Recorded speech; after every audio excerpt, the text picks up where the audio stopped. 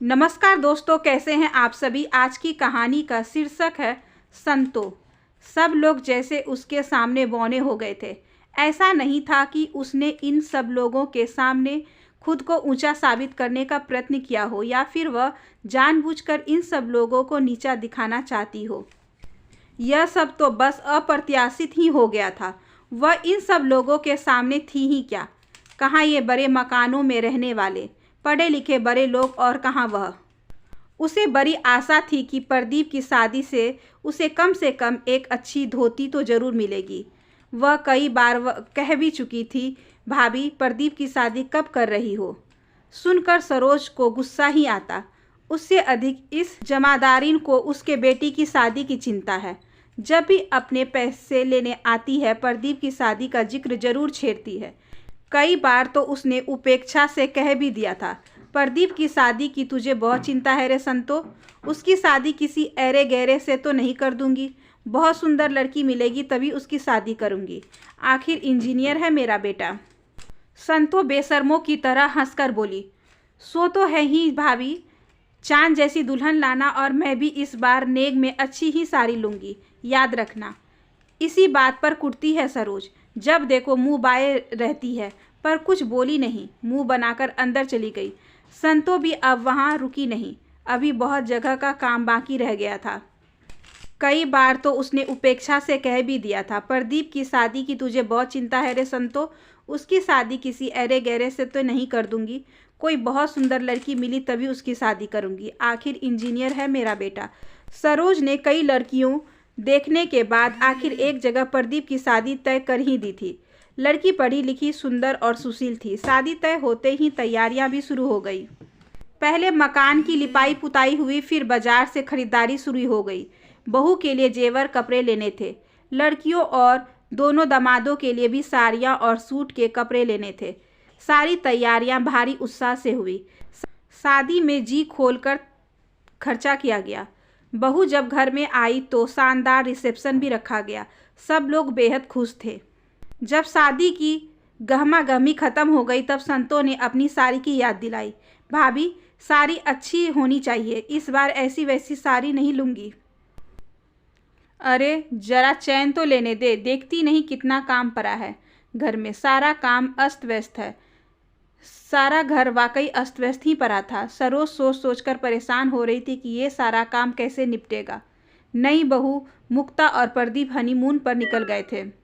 पति ने भी आज से ऑफिस जाना शुरू कर दिया था। दोनों लड़कियां भी अपने अपने घर चली गई थी। उत्साह ही उत्साह में वह 4 दिनों तक लगातार काम में लगी रही। उस समय तो कुछ मालूम नहीं पड़ा, पर अब उसका अंग अंग दर्द कर रहा था। वह चाय का एक कप लेकर बरामदे में बैठी ही थी कि संतो ने गेट खोलकर अंदर प्रवेश किया। उसे देखते ही वह कूद गई। आ गई फिर से दिमाग चाटने।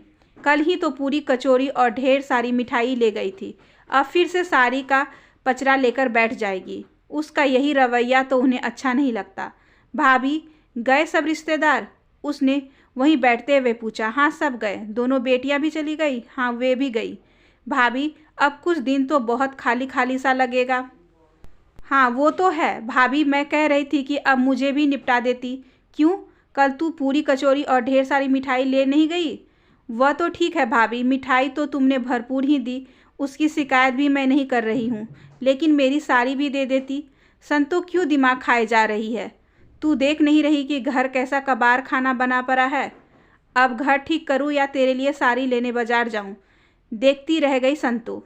तो अभी तक उसके लिए साड़ी आई ही नहीं है। क्या उसके लिए ही साड़ी लाने का ध्यान नहीं रहा? वह बरबराने लगी। वाह भाई, ये क्या बात हुई भला। मैंने तो पहले से ही कह रखा था कि प्रदीप की शादी में एक अच्छी सी साड़ी लूँगी। बोलो भाभी, कहा था कि नहीं? तो मैं मना कहाँ कर रही हूँ, दूंगी साड़ी। पर अभी तू जा। तुझसे झकझक करने में मेरे पास समय नहीं है। अभी बहुत से काम करने हैं। अब संतोष कर भी क्या सकती थी। मन मारकर रह गई, पर जाते जाते यह जरूर कह गई, मैं 3-4 दिन बाद फिर आऊँगी भाभी, मेरे लिए साड़ी जरूर मंगवा लेना। सरोज कुछ न बोली और ना ही उसने साड़ी मंगवाई। संतो कई बार आई और हर बार उसके हाथ निराशी लगी। वह कभी चुपचाप तो कभी बरबराती हुई लौट गई। पर सरोज को साड़ी नहीं देनी थी, सो नहीं दी। किस बात की साड़ी? काम करती है तो उसके पैसे लेती है, मेहरबानी तो कर नहीं देती। बात आई गई हो गई। महीनों बीत गए, साड़ी की बात आई गई हो गई। मुक्ता गर्भवती थी, उसे चौथा महीना चल रहा था। पहली बार माँ बनने जा रही थी, इसलिए उसकी खूब देखभाल की जा रही थी। सब कुछ ठीक ठाक चल रहा था कि एक दुर्घटना घट गई। मुक्ता बाथरूम में नहाने जा रही थी कि अचानक फिसल गई और पेट के बल गिर पड़ी। खून की धार बह चली। सब लोग घबरा गए। फौरन एम्बुलेंस मंगवाकर उसे नर्सिंग होम ले जाया गया। डॉक्टर ने कहा कि फौरन ऑपरेशन करना पड़ेगा। मुक्ता को ऑपरेशन थिएटर में ले जाया गया था।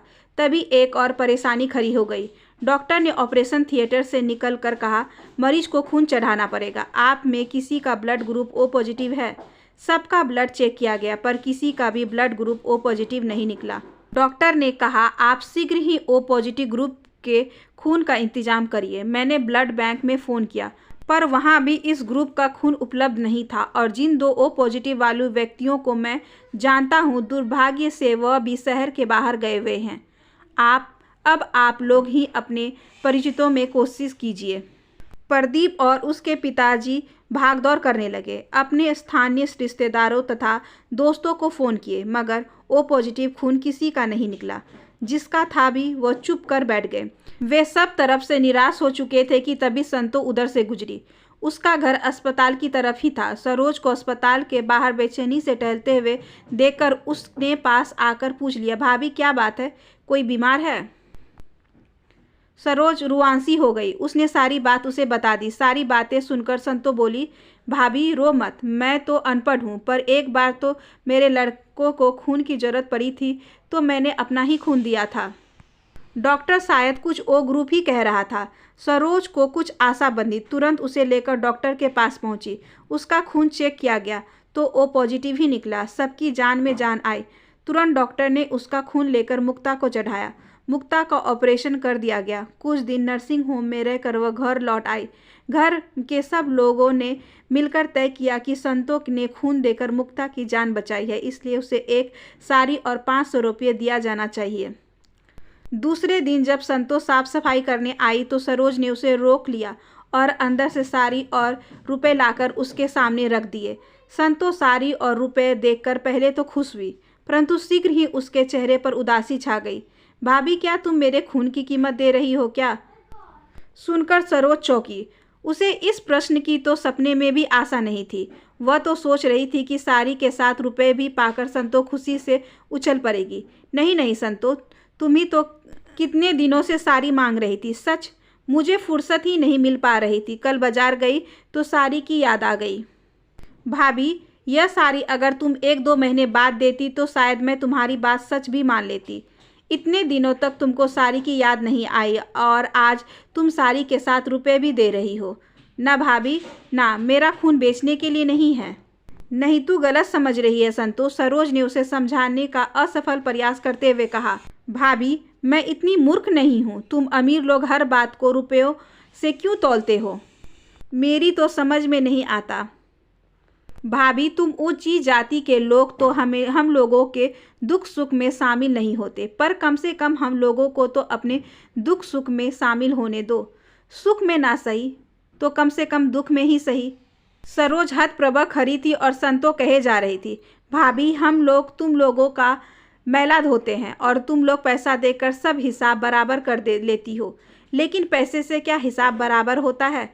भाभी मैं यदि तुमको 4 गुना अधिक पैसा दूँ तो क्या तुम मेरे घर का मैला धोने के लिए तैयार हो जाओगी? बोलो भाभी। सरोज चुपचाप खड़ी रही।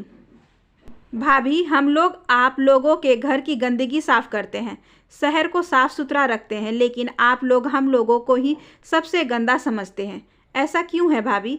सरोज को समझ में नहीं आ रहा था कि वह करे और क्या कहे। वह किंग कर्तव्यविमूढ़ सी खड़ी थी। संतो बाहर जाने के लिए खड़ी हो गई थी। साड़ी और रुपए जैसे के तैसे रखे थे। सरोज का मन न जाने कैसा हो रहा था। उसकी इच्छा हो रही थी कि वह संतो को रोककर उसके पैरों पर गिर पड़े, लेकिन वह डर रही थी कि ऐसा करने से कहीं संतो का और अधिक अपमान न हो जाए। वह वहीं जर सी खड़ी रही। संतो गेट के बाहर जा चुकी थी।